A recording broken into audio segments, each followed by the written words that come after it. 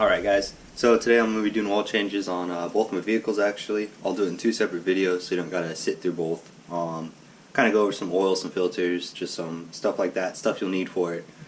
So I'll start with the oils and the filters. There are different types of oil, different qualities of oil. So do your research, figure out what you like. Excuse me. There are junk oils and there are junk filters, so please just don't stick anything in your cars. Ask around and just kind of see about it. I do know for sure, I'll give you this, Ram filters are one of the junk filters. When the filter gets plugged, instead of opening a bypass valve and allowing your oil to still flow, it'll actually stop your oil flow and cause problems. I work in a shop and I've seen a couple cars that come in with the oil light on and no oil pressure, and it's if they have a Ram filter, we change it and it's usually fine. So with that being said, we'll get into some of the oils and filters and stuff. So here, this is for my truck. It's a diesel. I've heard some good stuff about the Rotella. People say they can get like 300 to 500,000 miles if they keep using Rotella on their diesels. This here, I like Castrol GTX. That's going to be going in my minivan. So the weight of oil is something you have to pay attention to.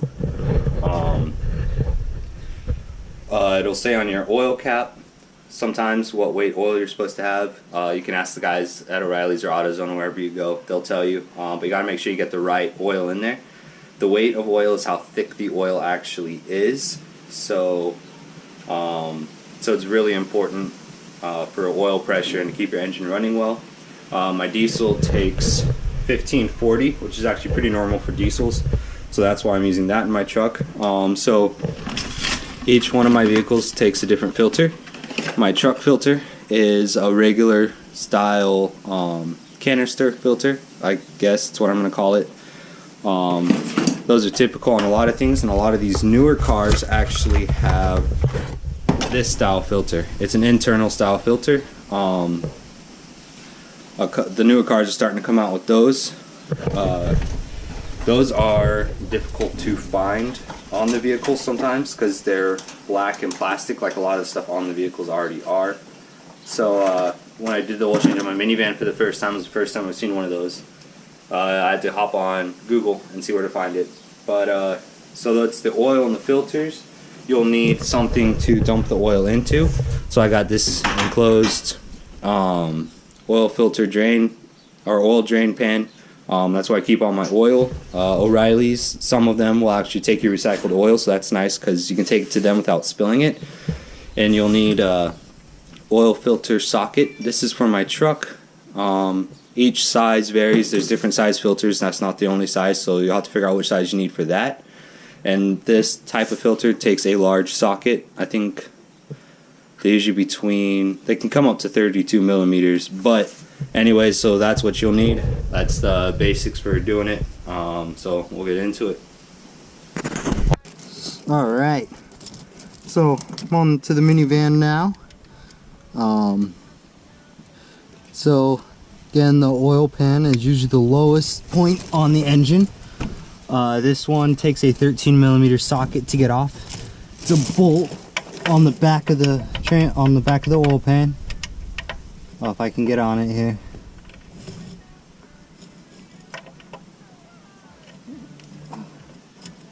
There it is.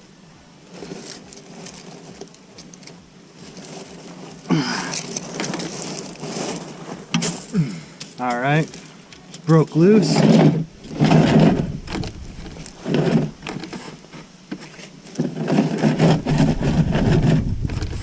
Unscrew her. I'm gonna go ahead and drop this one too, just because I know my pan has a spot to catch that stuff where I don't have to go dig into the oil for it. Or not, I caught it.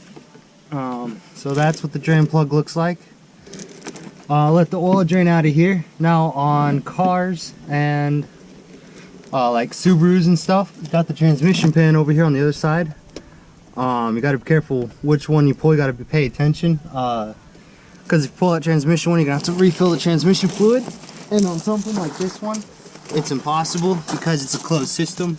Just make sure you're pulling the right plug before you go pulling it. Alright, so I got the drain plug back in there, and this is one of those internal style filters, which is right here at the end of my finger. It takes, so this is a special socket set meant for those. This one takes the 24 millimeter, but we got to get that out. And not really gonna be able to see it, sorry about that, but get that out and then I'll show you what it looks like inside there. We'll get the new one on there and fill her up. So real basic, real simple. Like I was saying with when I was doing the truck though, getting it done at a shop is cheaper. They buy their oil in bulk and all this stuff, so it makes it cheaper. It cost me 45 bucks to do it myself, but I like knowing what's going in my engine. But if you want just a cheap oil change, go ahead and head to a shop. Instead of spending 45 bucks on an oil change, you'll end up spending about 25, 35, something like that.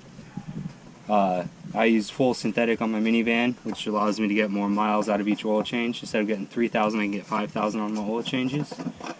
So yeah, there's the filter inside of the canister. There's a rubber O-ring here we're going to replace. Then this filter just pulls out,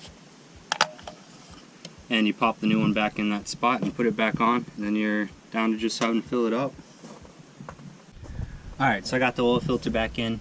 When you tighten those down, gotta be careful with those, they are plastic. So you'll snug it up, it'll feel it get tight with your hand. Give it a couple cranks with a wrench and you'll feel it want to stop. And that's where you stop at. Those, your whole, instead of replacing just one piece of it, you end up having to replace the whole thing if you break it. So yeah. The oil cap. On some vehicles, like on this one, it has the oil right there. That's the oil you use. I know that this thing takes 6 quarts, so I'm going to be dumping 6 quarts in here. But that's it.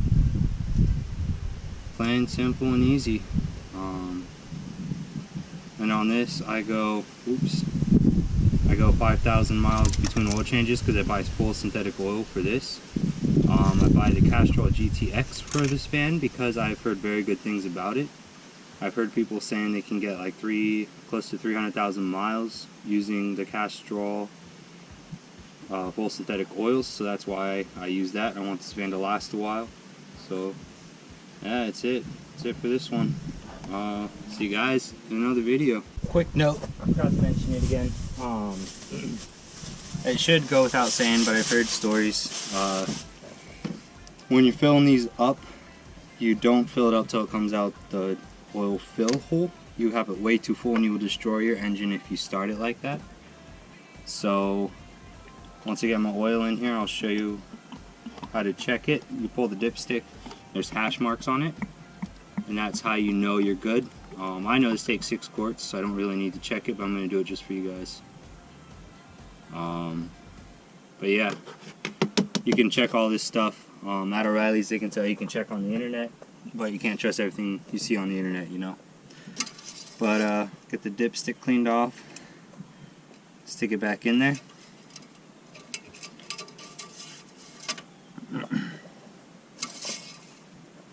Alright, now the oil is new and it's clean, so you can't see it, but on here there's a safe mark, runs about from there to there. That's where you want your oil to be at.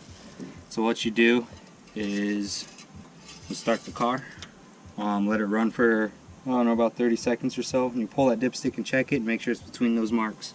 I like to get it 3/4 of the way between those marks. That's what I've always done, works well for me. So this time, I'll see you guys later.